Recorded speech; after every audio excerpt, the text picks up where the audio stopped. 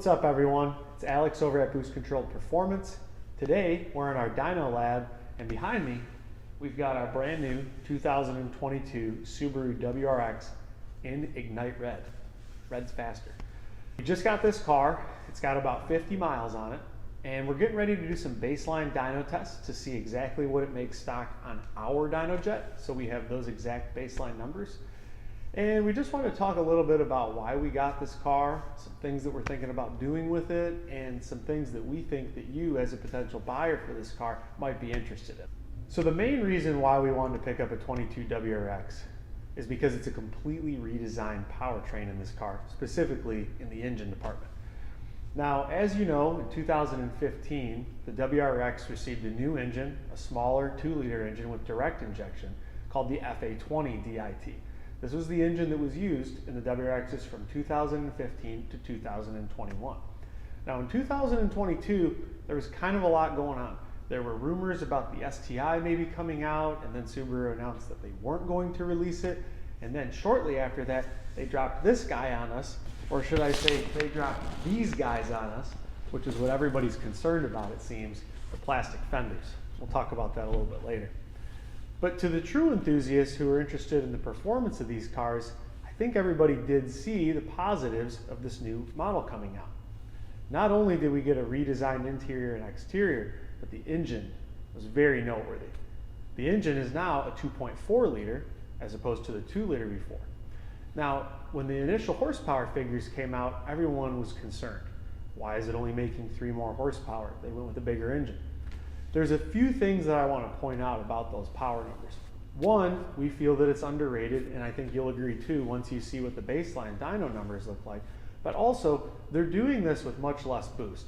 This car is now running a peak of about 10 to 11 PSI, whereas the FA20 in stock trim was running up to 15 PSI to achieve similar power numbers. Now, with the added displacement, we've all heard the phrase, there's no replacement for displacement, and that reigns true on really any car, whether it's naturally aspirated or turbocharged. So now that we're working with a larger engine, we feel that we have higher power capability, like we do with this one right here, and being able to do that with less boost can mean more reliability as well. We put the car behind us on the dyno just earlier, and on 93 octane, completely stock tune, the best numbers that it put down was actually 253 wheel horsepower. So we're talking about over 30 wheel horsepower more, and the power number was advertised as only about 3 more than the old model. So to me, that tells me that maybe they underrated a little bit. Maybe it just performs better in the car than it did on their engine dyno. That's kind of a moot point. The point is you, the end user, are getting a more powerful car with a more appreciable power curve. Let's take a little bit closer look at those graphs so I can show you what I mean by a more appreciable power curve. Okay, so let's take a look at the dyno graphs here. We're going to start with the 2015 WRX baseline. And I wanted to note that we have a dyno jet. There are a lot of different brand dynamometers out there. And for those of you who follow us, you probably already know that we have a dyno jet. But we chose the dyno jet because they tend to offer superior consistency to the other dynos. And they're frequently used as just kind of like a baseline point or a comparison point, I would say most commonly. Some dynos you hear things like this one reads high or this one reads low. Most of the dyno jets tend to read about the same. However, I have seen some of the 15 WRXs make a little more or a little less power. This one right here, this 2015, came in at 217 wheel horsepower and 246 wheel torque, which I think is a pretty fair number for a car that came with 268 horsepower. What we typically see on these cars with the 5-speed or the 6-speed, which used to be the 5-speed, and then they kind of added an overdrive to it. This transmission usually takes about 50 horsepower away from the engine to get to the wheels. So we use that as like generally a baseline number there.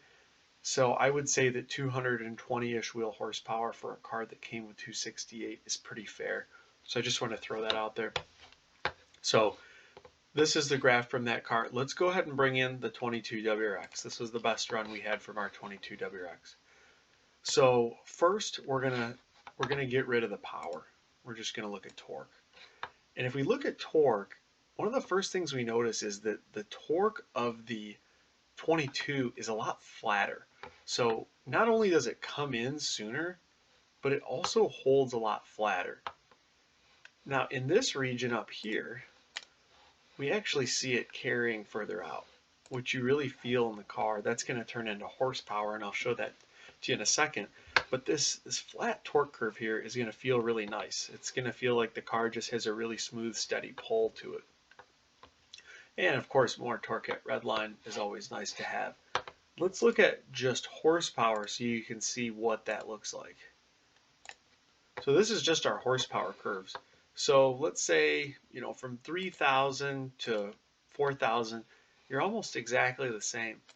But after that, the horsepower of the 22 really starts to take off, and it really climbs nicely to redline, whereas the 22 WRX kind of flattened out around 5,200 RPM and then just kind of did a nosedive from there.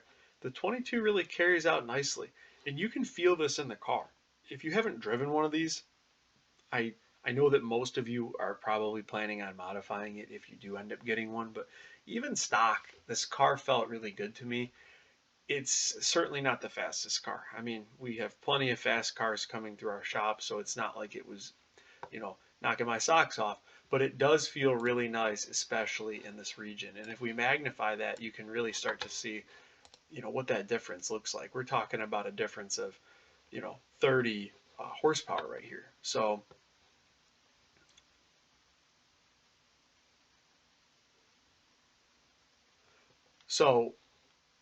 in this region right here, I noticed that the most. Now, obviously these are just stock numbers, and tuning can make a huge difference. So that's going to be something that we discuss in our next video. One more shot there of the two graphs overlaid. One other little thing that I'll add is that the 22 does have a 6,000 RPM red line from the factory. We're still not 100% certain why they did that. With tuning, they seem to rev out well. They seem to continue to make power. I don't know if this is a harmonics thing. We aren't getting too aggressive with the rev limit, but I have seen some people stretching them all the way to 7,000. So we'll see how that goes. But all in all, I think that this is a very cool comparison here. And I think that the underrating of the 22 WRX might have been what caused some of the negative feedback on the first release. But what you're going to see is when you drive this car, or even when you tune this car, it's going to be a big difference from the 15 WRX. So now that you've seen a comparison of the dyno graphs between the 15 WRX and the 22 WRX, hopefully you have a better idea of what we mean by a better power curve. And you can really feel it when you're driving this car. It just feels smoother, and it feels like it pulls harder to redline. Now, stock is great and all, but we know that most of you are interested in performance tuning, and we'll be getting to that very soon. I'd also like to say thanks to Paris at Deal Subaru in Massillon, Ohio, for giving us an awesome deal on this car. He was easy to work with, the transaction was quick, and we drove down to pick it up about 24 hours after finding out about the car on their lot. So the experience was really smooth, and they did a really good job. So thanks for that, guys. So with that being said, stay tuned for our next video, subscribe, like, and let us know things that you'd like to see in the comments about this car.